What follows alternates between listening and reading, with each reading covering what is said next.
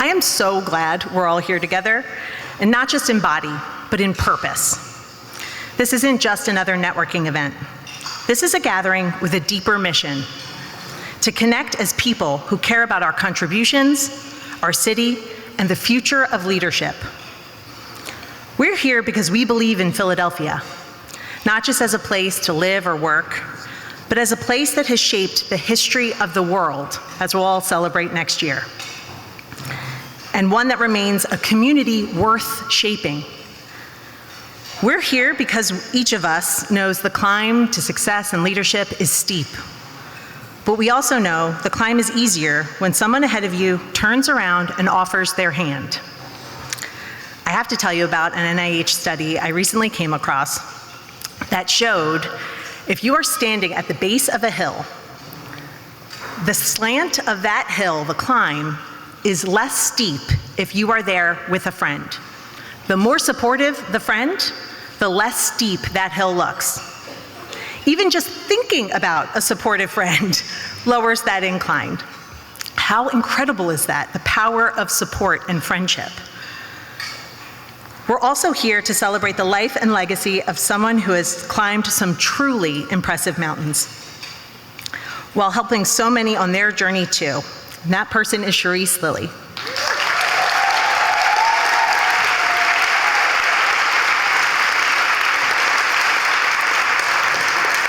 Charisse's impact can be felt throughout the city. We chose to honor her this year, not just because of what she's accomplished professionally and the barriers she's broken, but because of how she's lifted others along the way and the integrity and purpose she brings to every space she enters. We're so fortunate to have her leadership lighting the path for so many. Thank you so much for being here. Carrying as you climb, as Charisse does so well, is something I've long strived for myself. At 70, I've been really fortunate to support our Buchholz Fellowship Program, because I sincerely believe, as Carl Buchholz did, and Karen Buchholz continues to, that when we invest in emerging leaders in their communities, when we help accelerate their growth and amplify their impact, we strengthen not just individual careers, but the entire fabric of our city. You'll see what I mean a little later when one of our phenomenal Buchholz Fellows joins the panel discussion. But beyond the work we do at 70, it makes my schedule and my staff a little crazy, but it's really important to me to make time for informational interviews, mentoring at Fells and at Temple. And in fact, several of the people who helped you find your seat today are high school students that are shadowing me this month. So, go right a bit. And that's all to say, yes, high school students. But that's all to say, the idea of carrying as you climb is very near and dear to my own heart.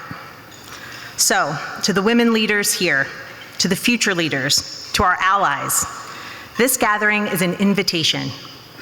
It's an invitation to be generous with your stories, to be curious about the people you meet today, to think not just about what you can gain, but what you can give, and most of all, to conspire together for impact, for progress, and for each other. So, let's skip the small talk and begin with bold questions, real conversations, and the radical act of showing up for one another.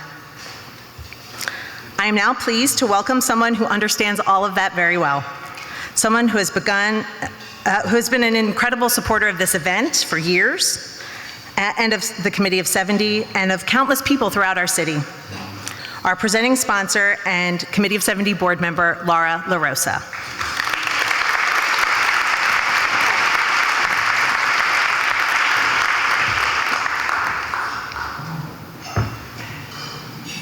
Good morning, everybody. I cannot believe this turnout.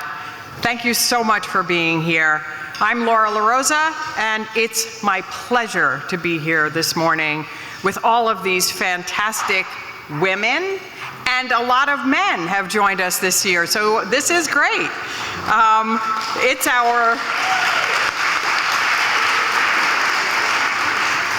our Committee of 70's Women annual Women in Public Leadership event, and I will tell you, When Lauren and the committee and I sat down a few years ago to talk about this, we were like, maybe we can do this. And so we were thinking maybe we would get 50 women or so that would come to the event. Turns out that we got 135 women who came to the event. And we were like, wow, that's amazing. Let's try to shoot a little bit bigger. And as the years went by, we have gotten larger and larger participation. So this is absolutely wonderful. We are at capacity and oversold today. So give yourselves a hand. This is really good news for us. Thank you. We as women are real leaders. Every single one of us, every single day. And don't forget it.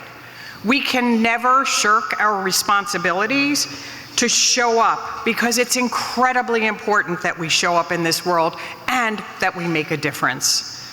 I, as many of you probably know, believe very strongly in mentoring and training our next generation of leaders and our next generation of talent. With that in mind, it is my distinct privilege to present the Civic Leadership Award to our honoree, Charisse R. Lillie.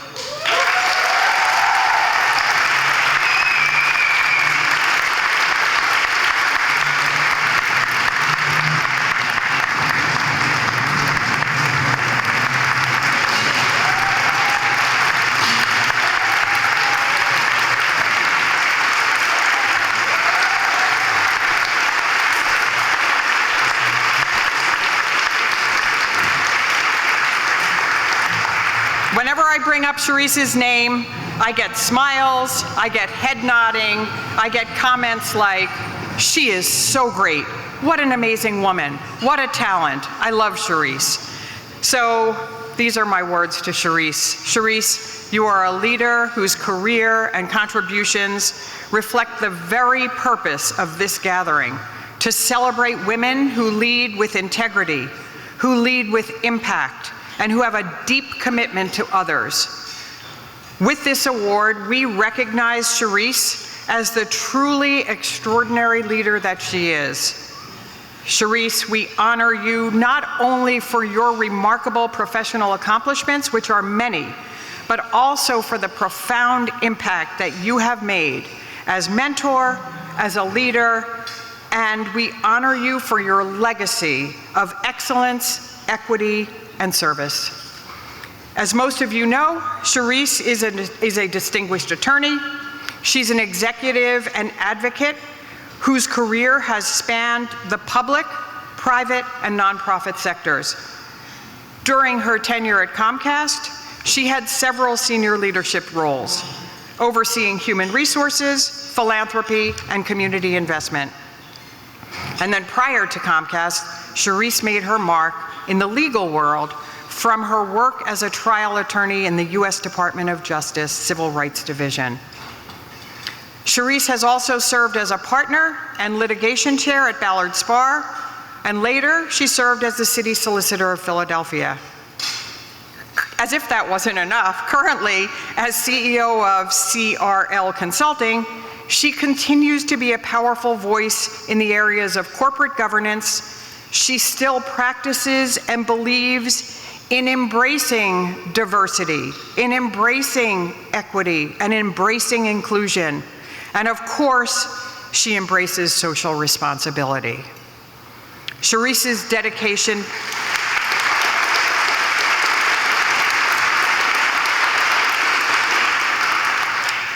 dedication to service extends far beyond her professional life. She has lent her leadership and wisdom to the board of Exxon Corporation, the Franklin Institute, and the Federal Reserve Bank of Philadelphia, among many others. And what makes Charisse's leadership especially meaningful is not just the scope of her accomplishments, but the example that she sets and the opportunities that she has created for others. Charisse has been a mentor, a role model, and a trusted advisor, helping to shape institutions and helping to lift up individuals across the city and beyond. The Committee of 70's Civic Leadership Award honors those who not only lead, but those who help strengthen the civic fabric of our communities. Charisse Lillie embodies that spirit, and it is with deep admiration and gratitude that we honor her today. And now I'd like to turn this over to my fellow board member, Angela Curry, and she would like to share a few words.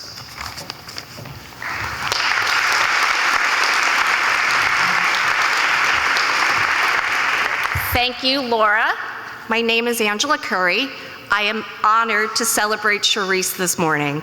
Laura touched on the enormous breadth of Charisse's career and service. Another profound impact of Charisse, core being, is the personal ways she has shaped lives through her mentorship, her friendship, and her unwavering belief in the potential of all of us. There are thousands of us who have benefited from Charisse's wisdom and warmth. We have seen Charisse quietly and lovingly uplift us for years and decades. I personally have learned a few key mantras from Charisse that have served me well. 1, focus and finish. 2, great girlfriends will be your life's steering committee. And 3, service to others and your community provides purpose and happiness. In honor of Charisse's impact and legacy, we have gathered a collection of quotes and reflections from colleagues, friends, family, and mentees whose lives she has enriched throughout her storied career in government, nonprofits, law firms, corporations, and many, many boards. This book is a tribute to the ripple effect of her leadership, filled with gratitude and admiration from those who have been inspired, guided, and uplifted by Charisse. And now, with tremendous pride, I'd like to invite Charisse to the stage to accept this year's Civic Leadership Award. Please join me in celebrating the icon, Charisse R. Lillie.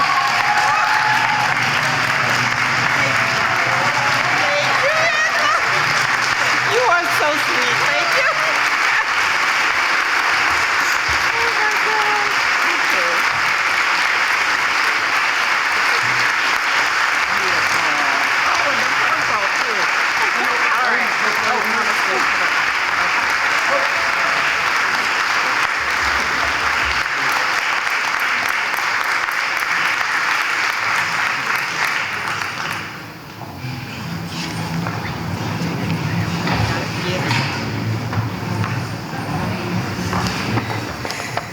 Thank you, Laura, and thank you, Angela. This is just overwhelming. I'm just overwhelmed. Thank you so much. Thank you to the Committee of 70 for this auspicious honor today. This organization's nonpartisan efforts to protect democracy in Philadelphia and, of course, in the United States for over 120 years have reaped so many benefits and protections for our citizens. And this work is more important than ever today. The power of mentorship, celebrating women who carry as they climb, is very important to me. I was raised by parents who were educators, and they were dedicated to mentoring their young students. My late mother, Dr. Vernell Watson Lillie, was an Uber mentor. My sister, Dr. Marcia Lillie Blanton, who's here with me today with her husband, Tom, and I were touched by the powerful example of our mother. This room today is filled with some remarkable leaders. Most of them are female leaders, but a lot of them are male leaders. And these are people that I count as mentees of mine who are now friends, peers, family. I am so grateful to each of them who have traveled and who have taken time out of their busy work schedules to spend this morning to support me and to support the phenomenal work of the Committee of 70. Mentoring, as I have climbed the ladder of my career and carrying my mentees with me as I climb, is like second nature. It's what I observed with my mother. My mother used to say, I treat each of my students as if they're going to be my boss one day. And that's a little bit of the brilliant wisdom from my late mother. The career that I have had has always been based on my hard work and determination to succeed, but I never did this alone. First of all, I have to thank my husband, Tom McGill, who is here, and also Mr. McGill, and also my children, Allison Higgins, Thomas McGill III, and Leslie Arnett.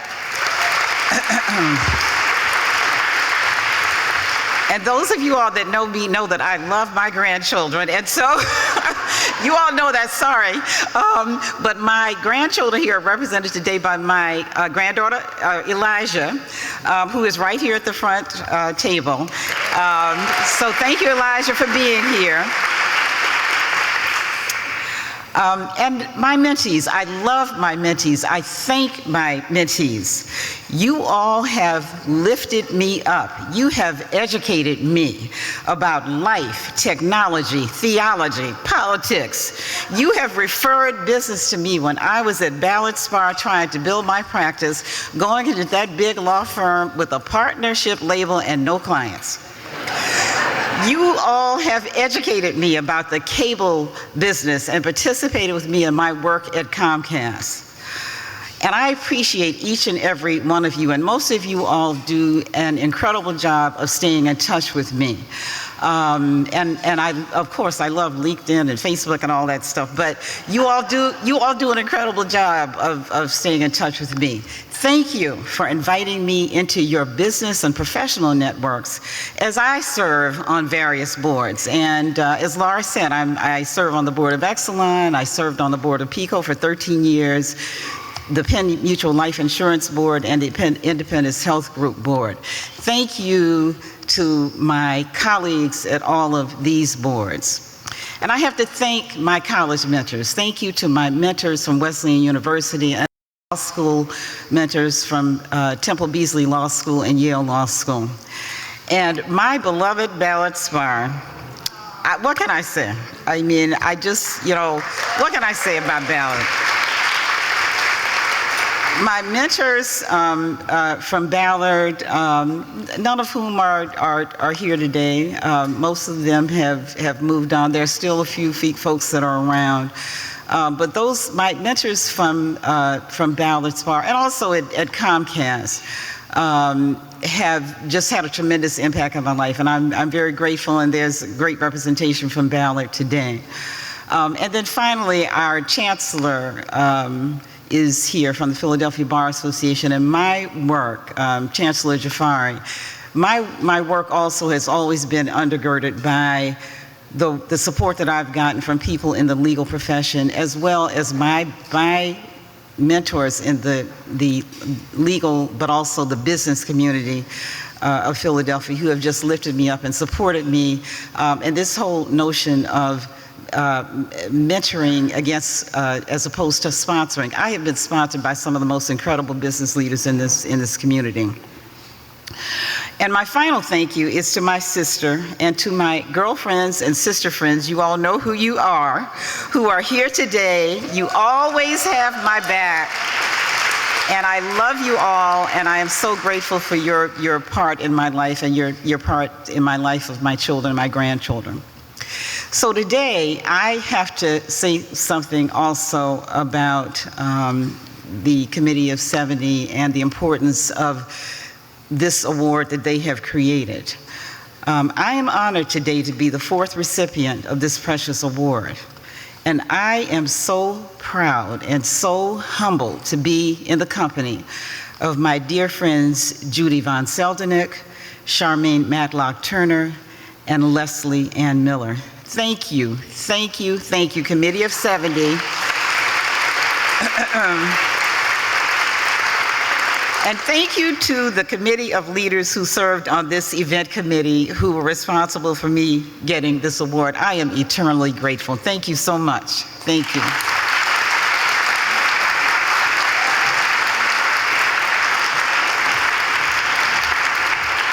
We have one more honor.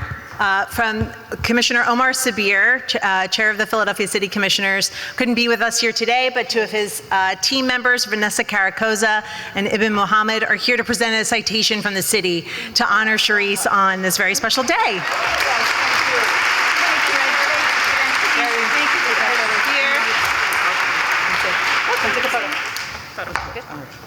Open up. Oh, okay. All right. Okay, evidence. Yes. Yes. Everybody hold one in. Okay, all right. Oh, okay. All good. Oh, very good. Thank you. Sorry. All right. Thank you. Thank you. No, we're good. Thank you. Okay. All right. Thank you to Charisse, to the people from the Commissioner's Office, to Laura LaRosa and Angela Curry. Before I introduce the panel discussion, I am now excited to welcome our panel to the stage. If you'd like to come up, and introduce our moderator, who will join this terrific group of women in sharing their journeys as both mentors and mentees. The discussion will be moderated by Sue Jacobson, an award-winning communicator, strategist, and CEO of Jacobson Strategic Communications, a leading public relations firm and crisis management firm. Personally, I deeply value Sue's guidance and support and admire how she uses her incredible talents to uplift and promote women and our city. Under her leadership, Jacobson Strategic Communications has earned numerous accolades, including 3 consecutive appearances on the Inc. 5000 list. Sue has also spent years as a public servant, previously working as Deputy Chief of Staff to former Philadelphia Mayor Ed Rendell, and has advised the transition teams of Pennsylvania Governors Ed Rendell and Josh Shapiro, as well as Philadelphia Mayor Cherelle Parker. I am very happy to turn things over to Sue for what is sure to be a phenomenal conversation. Thank you. Thank you, Lauren. Hi, everybody. Good morning. So I'm delighted to be here. First, I want to do a shout out to Lauren. She's one of our, I would say, newer great civic leaders, and I believe, as you all do, that it is our job to support her. Her mission and 70's mission is crucial. So anything, I personally feel this, that we can do to support you, Lauren. Thank you for your terrific leadership. I can't thank you enough on behalf of all of us, actually.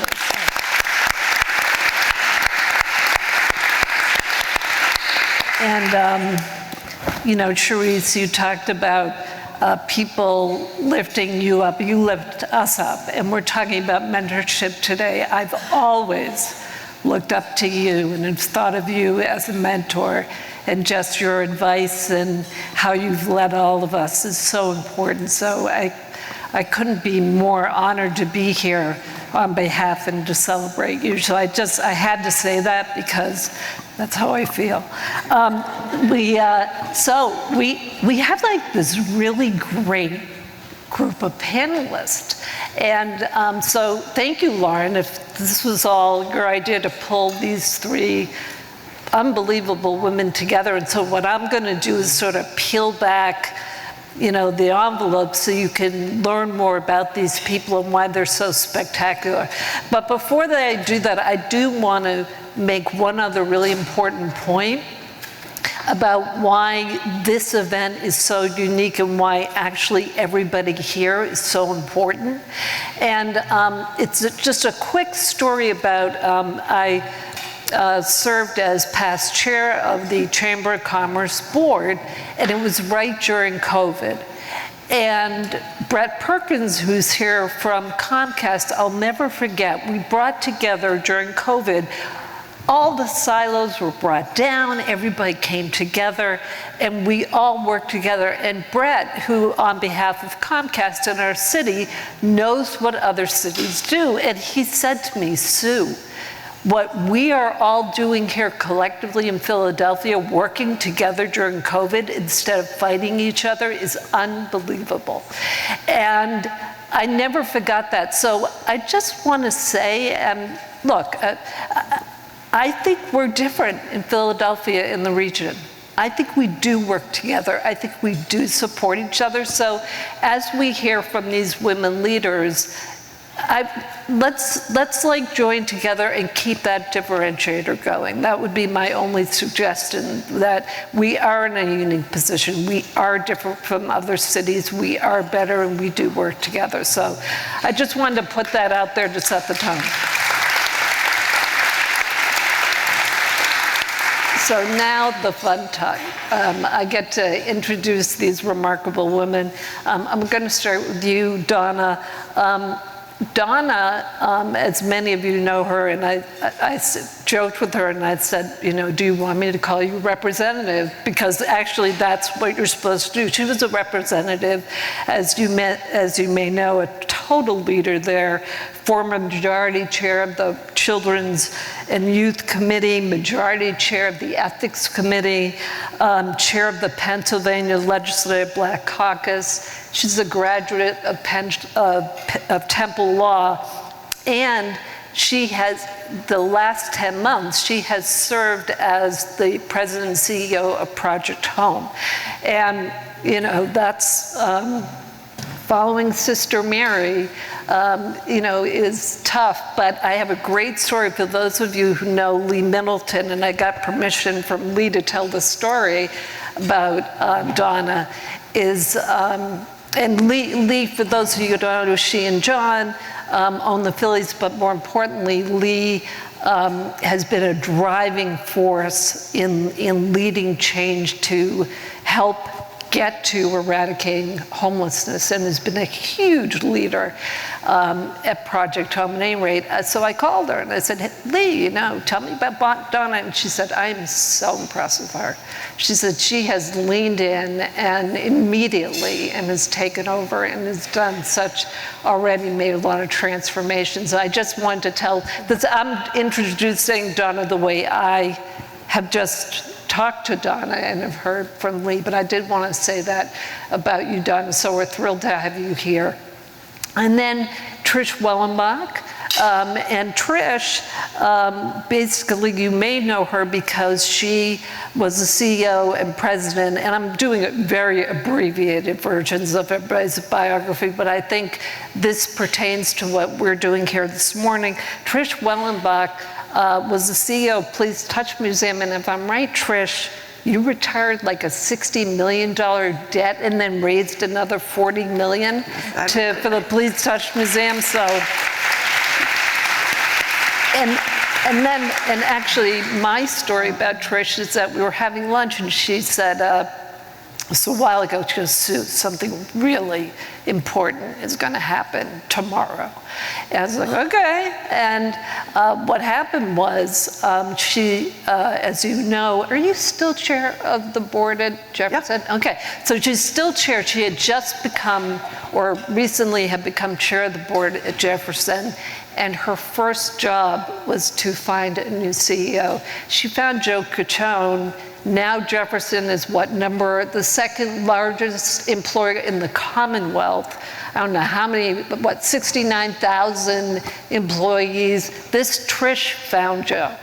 And, that's, and she'll talk more about that, but that's pretty cool.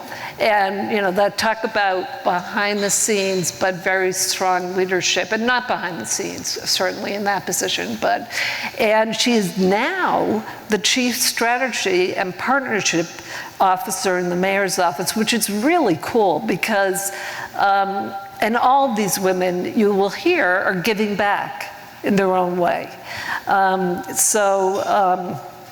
Thank you, Trish. And then Carlyn, Crawley, and Carlyn she first of all is a Buckles, Lauren mentioned this, a Buckles, past Buckles, alumna, Buckles fellow. I don't know if Karen's here, but it's a wonderful program for emerging leaders. And Carlyn is the chief of staff to Councilman Lozada. And my story about that, about the power of the chief of staff, is that a long time ago, I was deputy chief of staff to David Cohen and then Riddell, and I was responsible for working with city council, and I soon found out the real power, with all due respect to any council members. I think Councilwoman Brooks is here, so I apologize. The real power is with the chiefs of staff. So Carlyn, congratulations to you. It's a big deal. You have a lot of, I know personally up here, you have a lot of influence and impact on our city, and so we appreciate your service. So I just wanted to put a little flavor around why these people are so extraordinary and why we're so lucky to hear from them today. And so, you know, the talk, as we know, is about mentorship, and, you know, Laura kind of alluded to this a little bit, like sponsorship versus mentorship, you know, and I hope what we do is we come away with a hearing from them about, okay, so yes, of course, do we always want people to mentor or to help us? Yes, and there are people who have different skill sets and you go to them, but do we also want them to, do we want to help other people? And so I'm going to start by asking each of our panelists 2 questions, and then I'm just going to open up with a couple more questions, and then we're going to let you ask some questions too. But I hope that we all come away with a couple of wonderful takeaways that we can use as leaders, all of you in this room. So Donna, can I start with you? Yeah. You know, basically, you shared with me and said I could share with everyone here that your family had some challenges growing up, and that you would frequent soup kitchens and had challenges with housing and issues like that. So could you talk with all of us about who are those people? Because you're clearly an extraordinarily successful woman, right? So who are those, you don't have to admit if you don't like to do that kind of thing, but who are those women and men who were there for you, who lifted you, those mentors? How did you find them? How did they just naturally find you? Tell us a little bit about that. Well, thanks, Sue, for the introduction, and thanks to everyone here today for just entertaining us for a little bit. I talk a lot about my childhood because I think it was really critical to helping me become the person that I am today, and I don't shy away from that story. And for me, those opportunities that I had visiting this soup kitchen as a child was really pivotal to my upbringing, in large part because I was, if you could imagine, this very I was a little girl that liked grown-up conversations, is what I used to say all the time. And so I would be in this room with a lot of folks, and there would be volunteers, whether they were from the local college, Rutgers University was in my hometown, or a lot of the corporate sponsors like Johnson & Johnson and others that came to volunteer there. I just gravitated to all of these people, and I think they were also interested in me, like, who is this little girl? And she's having these conversations with us, and talking about her schoolwork, and I wanted to learn more about what they were doing. And I remember just at least one college student who shared my first name. Her name was Donna. She had curls like mine, and she was going to Rutgers University, and she invited me on campus and took me to her classes. And it was the first time I seen what the campus even looked like, even though I lived blocks away from the campus my entire life. And that exposure really kick-started my interest in going to college in the first place, pursuing different careers, understanding what it could look like to be a lawyer, because I had no idea what that even meant. And I think it was, that exposure that mentors can have very early on in a child's life is important, and really helped me understand the importance of seeking out mentors at that point. So I would then seek out folks, whether it was business owners in my community. I would walk up and down the streets and stop into business shops and sit there for a while and learn about their businesses. And then when I was in high school, thinking of the theme of today of carrying others, I started a club called a Sister to Sister program that encouraged our teachers to work with our students, and students to also reach down to freshman class and the sophomore class to mentor those young people. And then I brought that back even when I was in college, continued to go back to my high school. In preparation for today, I was looking through my scrapbook, and I was like, oh my God, I was doing this for a really long time, and there was an article of me going back to the high school to continue that sister-to-sister mentorship program that I started when I was in high school. So this had always been a part of who I was, and those early mentorships or mentors that I had through those experiences helped not only shape my career and expose me to other things, but also gave me the blueprint to be a mentor to others. And I see some of my mentors in here, she's laughing, because Senator Capoletti, who's in the room, interned with me when she was in law school, and then to see her then, move on and go into office, and I coached her through that process as she took each step and now became the senator.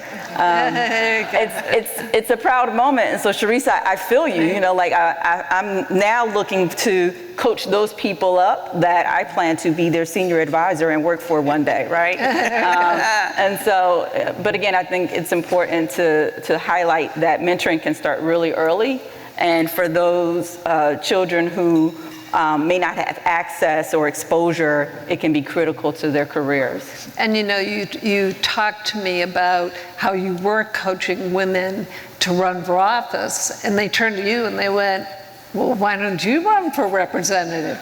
And you talked a little bit about the imposter syndrome, which some of us also, suffer a little bit from occasionally. And so tell us what happened when they all came back to you. This is really interesting. I was participating in programs that Women's Way had started called the Pipeline Project one time, and a couple of other programs, the Center for Progressive Leadership, all about training new leaders. And then I started to have these breakfasts at my home, encouraging other women of color to run for office. I had those breakfasts for about 8 years in my home. Never thought I was going to run. I had decided after going through those programs, I'm not the person to run. I want to work for the leader. I wanted to be the chief of staff. I wanted to do all those other things, but I didn't want to run. And those women came to me and said, Donna, this position, this seat is open. This is the role that you should consider, and why aren't you? And it was, the tables were turned, and for women, it usually takes us 7 times, 7 acts before we decide to run for office. I think that's changed. We decided, no, we're running now.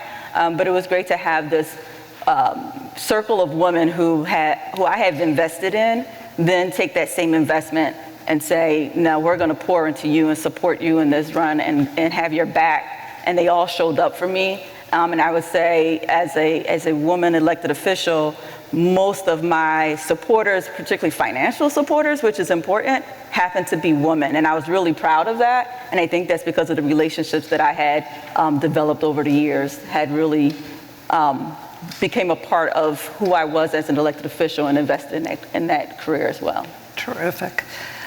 Trish. Yes. So tell us, you told me a great story about Nadja. Tell everybody about Nadja. I had taken 10 years off when my kids were little, and I'm a mom of boys, and I kind of had this epiphany that, one day they're actually going to be gone. Oh, and by the way, they're probably going to be in 2 working adult households, and they got to figure out that 2 parents, grown-ups, can be working, and the food will get on the table, and the laundry get done, and you'll get to your soccer game. So I wanted to go back into the workforce. It was the 1990s. I'm like 2 generations above you guys.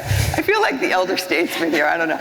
So, I was thinking about this, and at a cocktail party where stuff happens, I got introduced to Nadja Shmavonian, who was at the time reporting directly to Rebecca Reimel, who was running Pew. And, chat. She had 4 children. She was actually getting ready to leave the workforce because her kids were becoming teenagers, was getting to be too much. And I was starting to go in. And we used to joke that we would keep a journal and write a book and go on Oprah together. That actually never happened. But Nadja said to me, well, so what are you going to do? And I'm like, well, I don't really know. I kind of have health care. I've done a little bit of fundraising. I was in the junior league. I did volunteer work, all I'm very proud of. And she said, all right, call me tomorrow. And I did. And she gave me 10 names. She said, call these people. Now, this was like early days of fax machines. I didn't have a business card. I kind of sort of had a cell phone. And what I found out was if I called, really important people in the region and said, "Hi, my name is Trish Wellenbach, and Nadja Schmavonian recommended that I give you a call," that I got seen pretty quickly.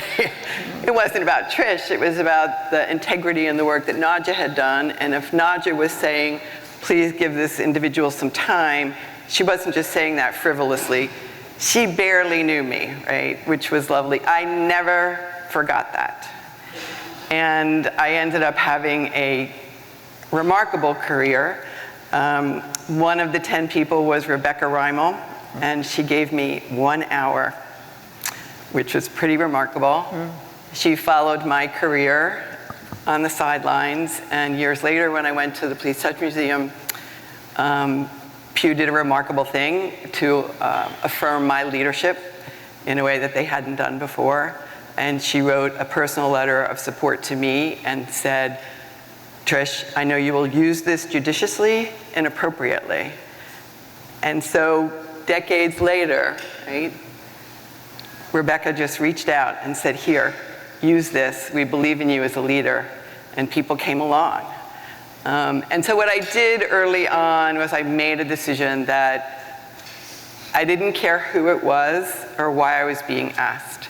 That if anyone asked me to sit down over coffee, lunch, take a walk, take a call, I took the walk, I had the coffee, I took the call. I look in this room, some of you have called me at 5 in the morning, a text, "Do you have a minute?" And I just think it's important. And I think it was a gift to me. And I could never pay Nadja for that. But she, in a way, launched my career, coming from being a stay-at-home mom for 10 years. So that's how I look at it. You know, it's, so when I heard that, I said to Trish, okay, so there are going to be 350 people in this ballroom. What happens if they all text you tonight? And she responded and said, "I'll make it work," without hesitating. And look, I mean, the reality is we can't all do that. You know, we try our best to help people, but I was so impressed with you did not hesitate. And actually, all three of you talked about paying it forward and how important that is. And you know, what's that expression that with any great relationship, you both give 60%, and of course the math doesn't add up, but the bottom line is when you give more, when people give more to you and you realize that, and you know, you're all in public service now and giving back or in, you know, civic responsibility, it really, that's, again, what I really believe is our great differentiator here. So I love that story and how passionate you are about that. Can we switch and just talk about, and because we had another fascinating discussion about men and men being leaders, you know, mentors and sponsors, and women, and you and I agree about this, but talk about it. You know, is it, you know, there are some men out there, you know, in the mayor's office, there were, not Ed Rendell, David Cohen, but there were a couple of bullies. I was the only woman when I was there. It's very different with you there in the mayor's office. So it's not always perfect, but there are a lot of mentors, particularly when I was chair of the chamber, who were there for me. I couldn't have done it without them. Talk about that, and how do you feel about that? Yeah, and I look at it a little differently, and I know sometimes in companies and organizations, they really want individuals to have mentors to help them move through that structure, that culture, and that's an important thing to do. I often think of these individuals as advisors, you know, my sounding boards, and there are many of you in this room here who will call and go like, "What do you think?" I am not afraid to not be the smartest woman in the room. But when I am literally the first woman chair of Thomas Jefferson University. I don't have the MBA, I don't have a massive portfolio of foundation giving that I've done. I just do good work, and the board thought it was time, and it was my time. And so think about it this way. And there was one trustee, a gentleman who people in this room would know, who said to me one day, "You know, little lady, you're really doing a very good job." And I was like, "You didn't just say that to me, did you?" But anyway, I was in the job 2 weeks, not chair tested at all. And it was going to be my job to lead, at that time, a $10 billion organization with 45,000 employees across 2 states through an unplanned CEO transition 3 years ahead of schedule. Now, those of you who sit on corporate boards and nonprofit boards know that the highest calling and the only job of a board is to hire the right CEO for the future of the organization. All the rest falls from that. It's this massive cascade. You get that right, it all comes together. And they're all looking at me going, what's the girl gonna do? Everybody. And those of you who've been on health system and university searches, the massive array of stakeholders, you can't count them. Faculty, students, parents, doctors, chairs, nurses. I kind of like the nurses. And so I have been fortunate in my life that, and he knows this story so I can say it, 2 things. Joe Neubauer is a great advisor, and he was finishing the search for a new president at the University of Chicago. And I had this kind of interesting approach to the search, and I ran it by him, and I was really taking a big corporate approach to the search, which is very different culturally. And he said, gave me a couple pointers, and he said, my money's on you. And then I thought back to when I was sitting in the boardroom of the Philadelphia Orchestra as Rich Worley was leading that remarkable institution through its very public, very above the headline bankruptcy. And I watched what Rich did in bringing the board and the organization along. Again, lots of stakeholders, lots of people who are going to be impacted on this really difficult but necessary decision. And I learned so much in that room watching Rich and listening to him and occasionally dialoguing with him after we left a meeting that had a little bit of, contentiousness to it. But I learned so much there. And so I don't think it's about a gender thing. I think it's about the people who either have gone before you or are coming behind you who are experiencing things that can help you be a better, smarter person in the room. Context is worth 80 IQ points. So anyone that can bring more context to anything I'm working on, and if I can bring more context to an individual who's dealing with a career transition, a family transition, a should I, would I, could I, then, it's a good thing to do. So thank you to the men in the room, too. Well said. Carlyn, let's talk about you. So as I mentioned, well, first of all, I want to say I was very impressed because, and I think this attributes to some of your resilience. I believe, if I'm right, that in the first 10 years of your life, you moved to 7 times. I did, yeah. Yeah. I grew up an Army brat, so I was born in Germany and lived maybe 6 other places before we settled in the DC area. And that, especially coming to Philly, where I work with a lot of folks that don't like to leave their neighborhood. So sometimes we're having conversations about perspectives at work, but that was a huge shaper of my personality and helped me be a lot more flexible and adaptable. Love it. And talk to us about the Buchholz Fellowship, which is such, as I mentioned, a prestigious honor. A lot of people want to be a Buchholz Fellow. How did that shape you in meeting other people? And for you, were there people who were your sponsors or mentors or people you looked up to for advice? And feel free to do a shout out. I know you talked about a couple people who were really important. Yeah, so I was new to Philadelphia. I think August will be my 3rd year here in the city, and so I didn't know anyone. Mm-hmm. I came here for grad school and just fell in love with the city, wanted to stay. And my boss at the time was Tiffany Thurman. We were working at the YMCA on the government relations team, and she said, I think you should do this fellowship. And so I was like, I'm in grad school, I work a full-time job, I'm trying to manage a department of 40 people, and now I should do a fellowship. That just sounds a lot, but I did it, and I'm so glad that I did. I got paired with Barbara Adams. I'm not sure if she's here, I didn't see her this morning. Here she is. And that was a huge deal for me because Barbara was, and she wasn't trying to over mentor me, if you will, but we just met for drinks every month. And when I decided that I wanted to stay in the city, I would often lean on Barbara to kind of give me advice. How should I manage this? How should I manage this? And that ended up being a wonderful relationship for me because she made some connections for me, just introductions.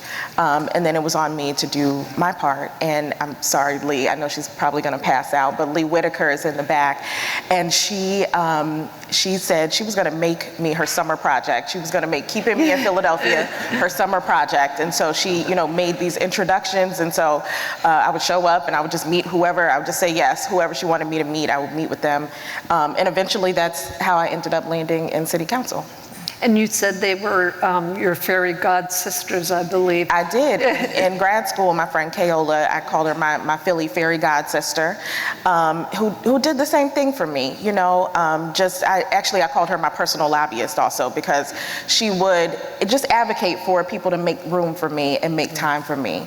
And so I really just appreciate the women in Philadelphia who rallied around me to help keep me in the city, and being of service to the city is probably one of the greatest honors of my life. I love that. And who, by the way, wouldn't want to have drinks once a month with Barbara Adams?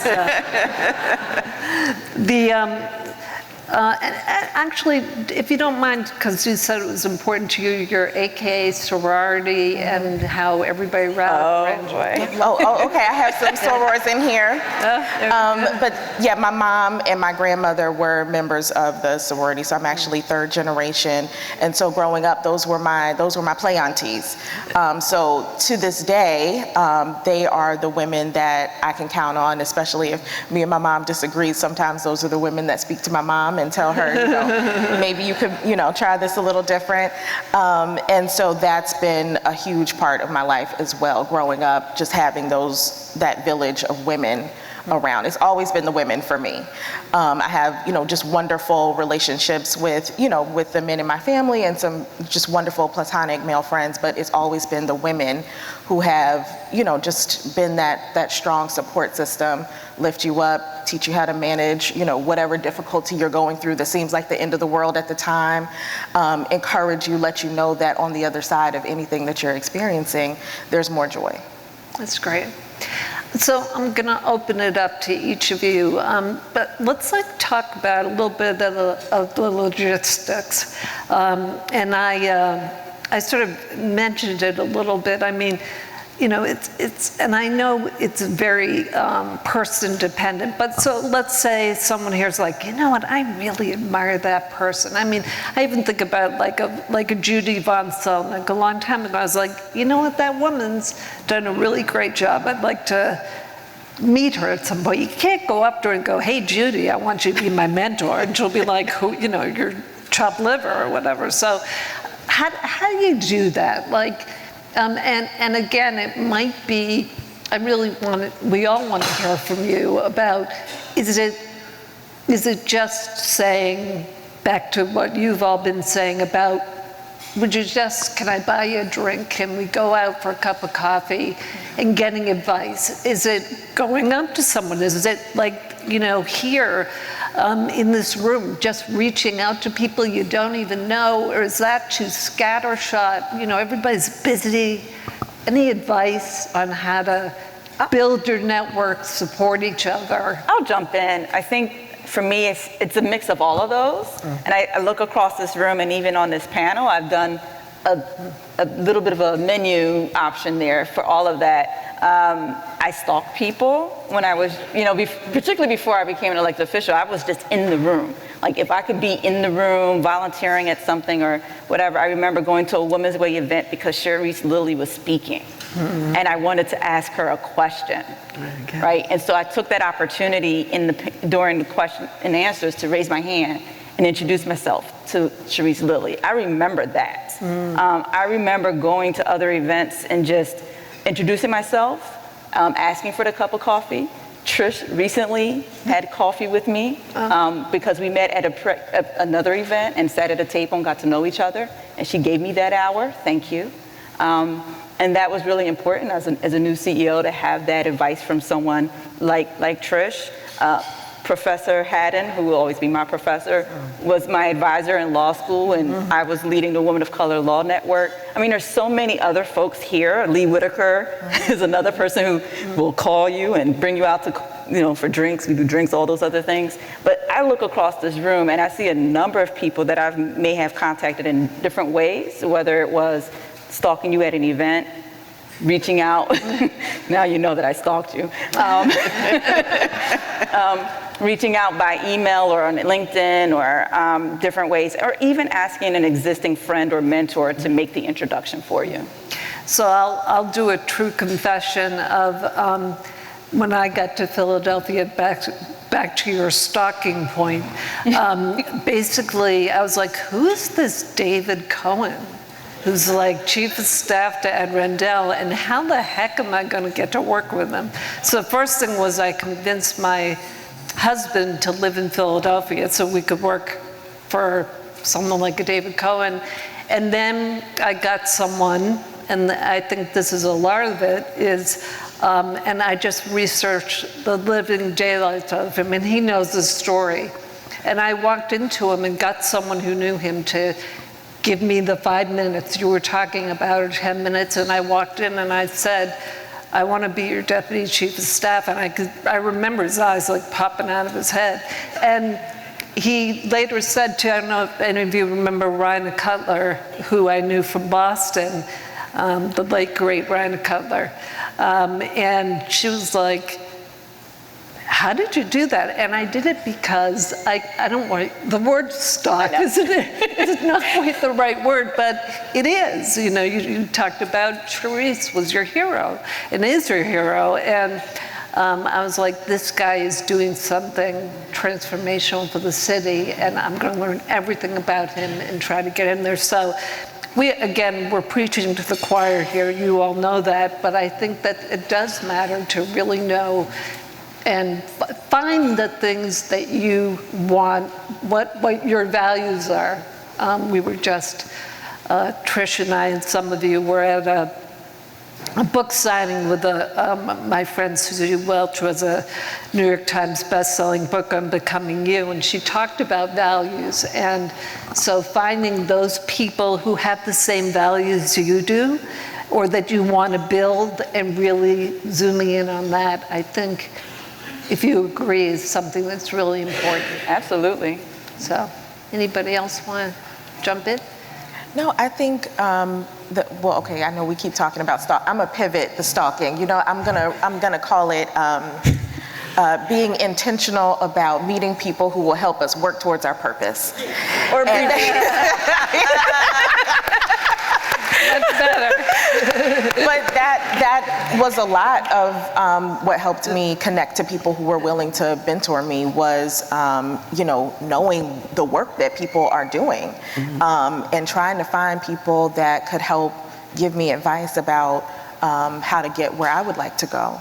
And that has been, to Donna's point, has just been really transformational in helping shape my perspective about how I approach work, how I approach problems, anything.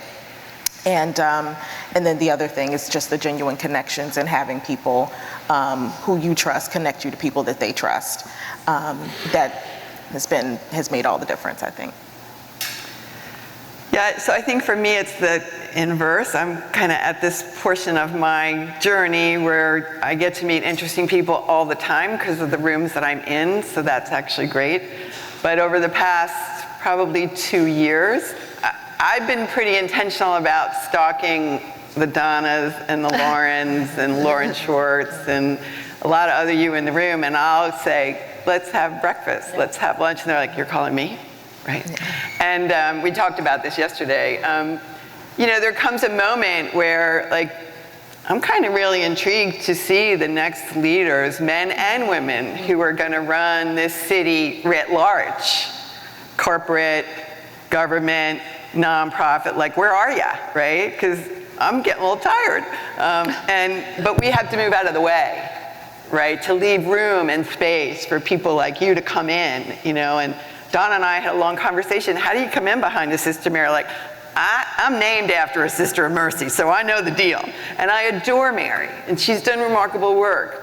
But Donna needs to lead in her own way and make tough choices. And we got to be there, men and women, supporting her, you know, and our way is not the only way.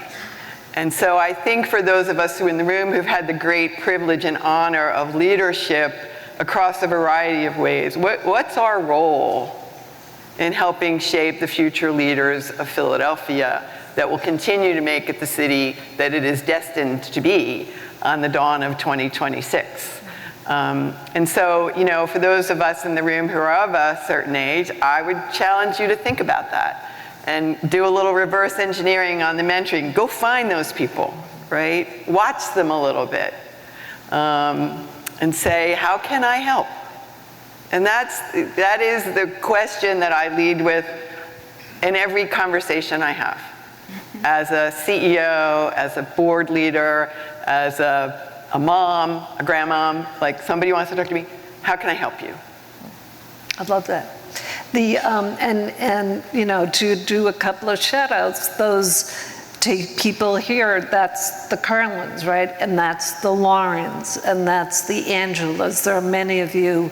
And John Fry used to say that to me, actually right before I came on as chair of the Chamber Board. He said, Sue, just to your point, Trish, who are those next leaders? And we have to start finding them now. And quite frankly, that only makes us stronger, our city and our region. So I couldn't agree more with you.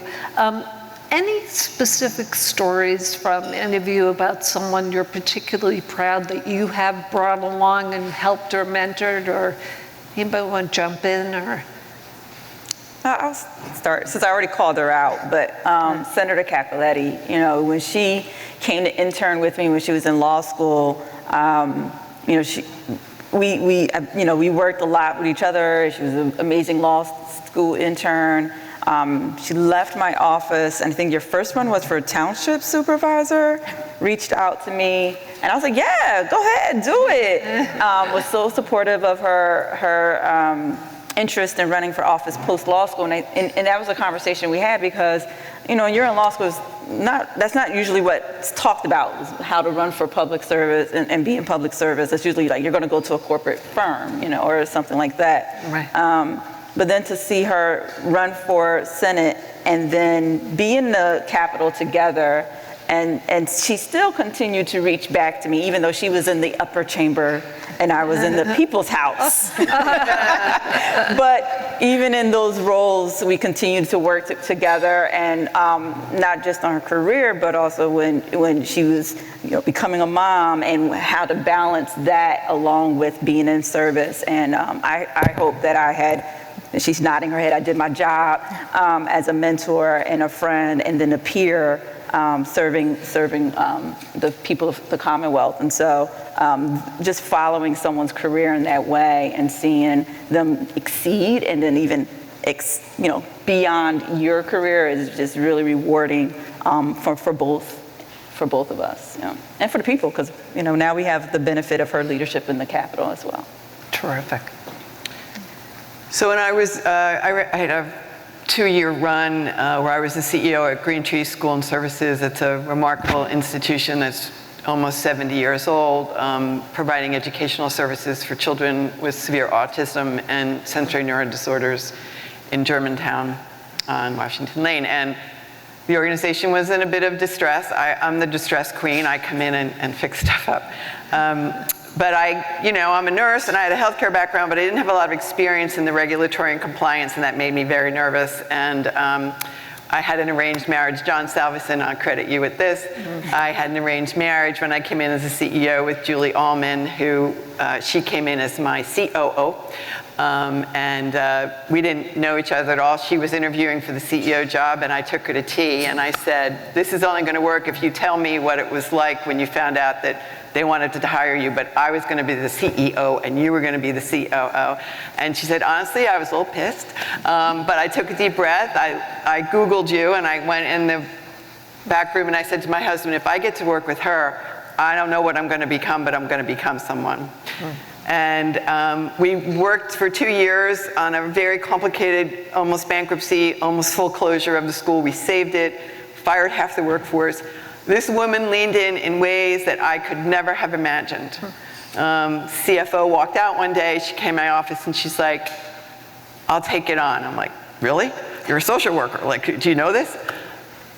Years later, we solve the problem, I leave, she becomes the president of the local organization here in the school, and she calls me one day and says, Cades is looking for a new CEO, and do you know anyone, what do you think, et cetera, and I pulled it up, and I knew a trustee from St. Joe's Prep Days, and he was the treasurer at the time. It was right before Christmas. I sent him a note, and I said, I just want you to take a look at this person. Just look. She is now this amazing CEO. She's been running Cades now for maybe half a dozen or more years. And I just saw her 2 weeks ago, and she said, every day I wake up and I say the words that you said to me numerous times and how you interact with people. You made me a CEO. I had no idea. So when someone comes to you and says, let me take it on, yes, and let me help you, right? I do not have a story like that. I know, but I'm not a Buckholz fella. There you go. But what I will say is sometimes we think about personal mentors and folks outside, but as someone who's responsible for a team throughout the day, the little things that I do, the way that I make decisions, I see my team responding to that.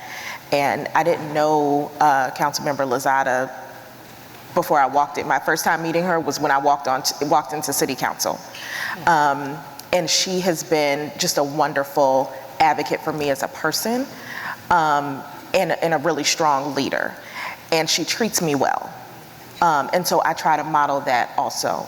And so hopefully we build a strong bench and people leave our team and they feel treated well, they feel poured into, and they go on to do great things. But that's something that, I try to keep front of mind throughout the day when things are moving fast and things are stressful, and how are we treating the team and how are we pouring into them to make sure that when they leave us, they can go on to be CEOs, they can go on to be senators later.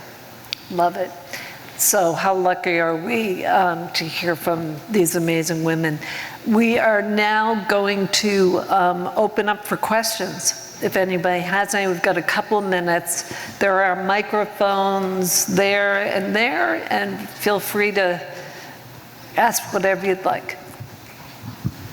Yeah, good morning. I have a question. Well, first of all, thank you for sharing all these wonderful stories. This has been a really good morning, a wonderful way to spend a Wednesday morning. So what can you share, or what can you teach the men in the room about how a man, or how men mentor versus how a woman would mentor, and what are we missing? And so think about what's happened to you in your lives and when you've had male mentors versus female mentors, and share with us. Of course, it would be a man to ask the first question. I'm gonna just pick on you a little bit. Did you not see her standing at the mic? Don't be me. Good point, good point. No, I'm sorry. I just had to point that out. I would say just be who you are. Don't change your mentorship because you're a man mentoring a woman, or vice versa. We're seeking you out for just that. And we will find mentors for different reasons, for different purpose, for different seasons. And I had a male mentor when I first came into the house, and he was genuinely as raunchy as he was with everyone else with me, and I accepted that because I didn't want anything different. I wanted his brutal honesty, and because I was seeking something else out from him, right? I wanted to understand how the men were working, at the golf clubs or whatever, and understanding those relationships and how they work and how I could maneuver in those. And if he treated me with soft hands, then I wasn't going to get what I was seeking out of him. And so for me, I would say it's the same relationship, if someone is seeking you out as a mentor, if you're looking to invest in someone, you're investing, there's something that you have that it should be universal no matter who you're mentoring.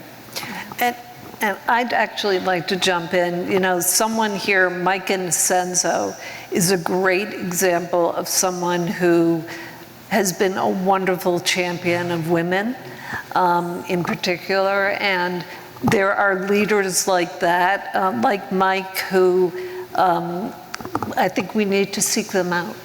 And like you said, but you also need to find the, you know, other individuals who fill other needs, which is be whatever it is, brutally honest or whatever. And I've had some great men who've mentored me. Council President Clark, who had guided me in my political career very early, was one of the people who encouraged me to run from office out of his office. And Kelvin Jeremiah at the Housing Authority now, who's been working very closely with me in this new role. And I just don't expect them to treat me any different than anybody else that they would mentor. Great, thank you very much.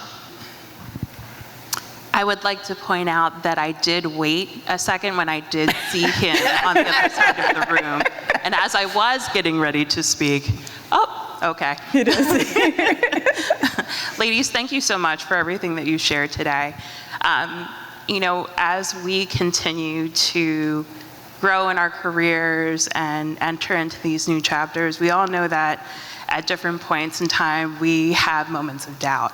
What is the advice that you've given to yourself in those moments to remind yourself that you're capable to walk into those next chapters, into those rooms, in those next spaces, and the same advice you've often given to other women? You mean like the day I sat in the car in the parking lot and sobbed and said, I think I have to quit this job? And then I was like, okay, well, you could quit or you could go buy a new handbag, and I went shopping. Listen, we all have moments like that. I still have moments like that. I mean, I'm in a new job working in the government sector. I've never worked every day. I mean, the fact that I'm standing this morning is like a good thing, I think. You know, I think it is in the doubt that you actually find the secret sauce and the good stuff in you. You know, I'm fond of the saying, get out of your comfort zone, it's where the good stuff happens. And listen, I've pivoted into 4 or 5 different roles, and you know, sometimes it worked, sometimes it didn't, and it's okay to say, you know what, this was good for a couple of years, but it's really not fulfilling me or bringing me to where I want to be.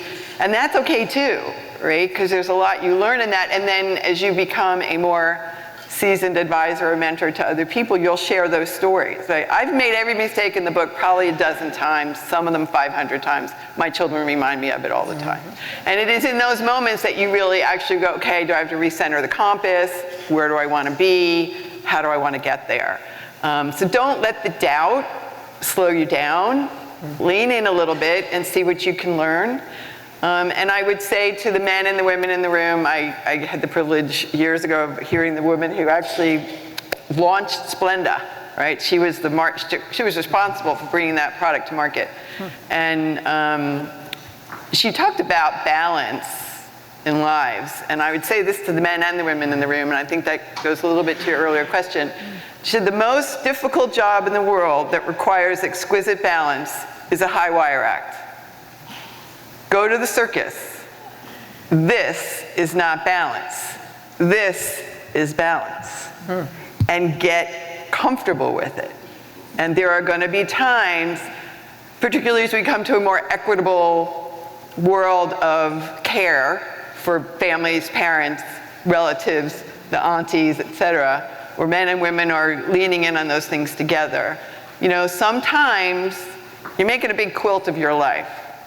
And sometimes there's parts of the quilt that need a little bit more attention than others. They're fraying a little bit. And give yourself the grace and space to say, I'm gonna have to slow down a little bit, right? Because you will come back to where you are, right? And if you don't give yourself the grace and space to do that, then where you are is never gonna be fulfilling. So I don't know if that helps. I'll add into, I can't think of the number of times that I've had doubt or imposter syndrome. And I would call those mentors and they'd be like, you are exactly where you're supposed to be. And, so lean in on those friends and those mentors like Trish mentioned, because they always told me, like, the people elected you, the board hired you, whatever it was, like you were there and they chose you for a reason, and show up, as you are, because they believe in you for some reason. They put you in that position. You're exactly where you're supposed to be. Hi, my name's Kayla Harrington, really good friend and supporter of Carlyn. I always tell people Carlyn's story. In her 30s, in her late 30s, she left Washington, D.C., beautiful home, beautiful car, to pursue a dream that nobody could see but her. She moved to Philadelphia, transitioned to an apartment, had no clue about this industry, and really just started from scratch. And I love that part of her story, because also she met the love of her life in City Hall.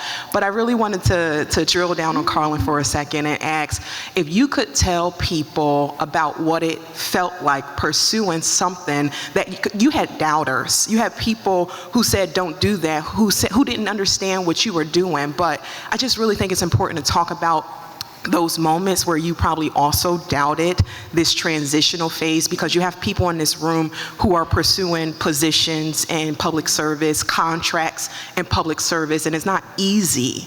And oftentimes we can't see ourselves on the other side because we're going through the thick of it. But I just wanted to ask you to tell people about that part too. All right, well, now you're gonna make me cry in public, but when I often skip over the part of the story that talks about my first year here in Philadelphia, because as I mentioned, I came for school. And so I didn't know anyone. I met Kayola my first day of grad school, and I was like, I hope she's the type of girl that likes to go to lunch, and we've been going to lunch ever since.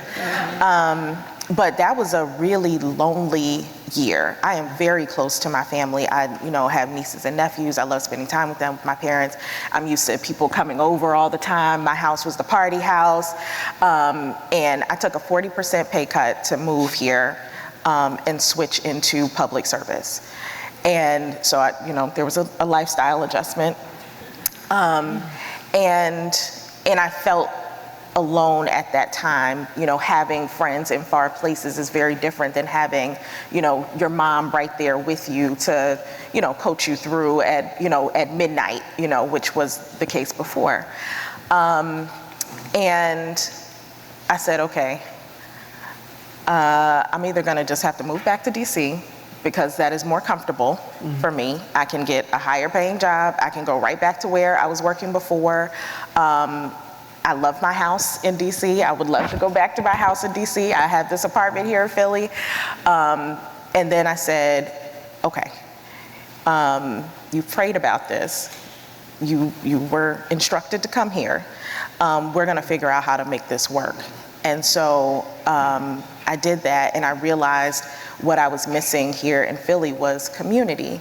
And so again, people like Kayola and Lee and Barbara, who really pulled that community together for me, are the things that gave me the staying power to figure this thing out. It's not like I was just walking into rooms and people were throwing jobs at me.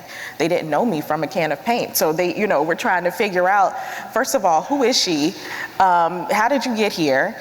And where am I gonna put you, right? I've had all this federal cybersecurity experience, and they're like, I can't do anything with that right now. But I know that you're capable. And so people took the time to connect me to somebody else, right? And then I would go and meet that person, I would follow up, and then they would connect me to somebody else. And eventually we found something that was a great fit. And so I'm having a great time now, and that, but I always think about that first year, and I always celebrate my Philly anniversary because I've come such a long way as a person, and just being able to, build community here in a new city. And I was by myself before. I can't really say that now. It's been a really incredible experience. But what I would say is you really have to be convicted about what is it that you want to achieve? Like, what is your goal, personally and professionally? And stick to that. Because when people were telling me, I should take unpaid internships, I was like, listen, that's not it. That's not going to be the solution here. I know that I can find something where I can be utilized properly, and because of that, I didn't need to move off my square. I knew exactly where I wanted to be. I didn't know what the job title was, but I knew that I wanted to be somewhere where I could have positive impact and do real work for people. And so I waited, I trusted, and eventually we landed here. And that is the power of community in our community. So what a great way to wrap up this wonderful chat with the three of you. Thank you all on behalf of all of us for your service and for everything you do for us in the region.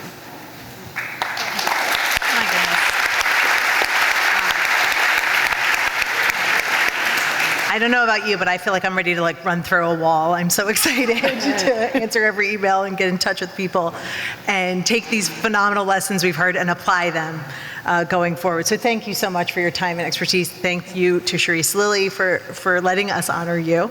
And I want to extend also a huge thanks to Stephanie Rio, who was the brains behind this whole operation today, and the wonderful team at the Committee of 70. I am just the luckiest staff. I've been fortunate to have people, like you mentioned, Eric Kreitler, who encouraged me to go for this big job when I didn't think that was for me either. I won't start naming names, but Hugh Allen too, to the jump to Fells in the first place to meet David Thornburg.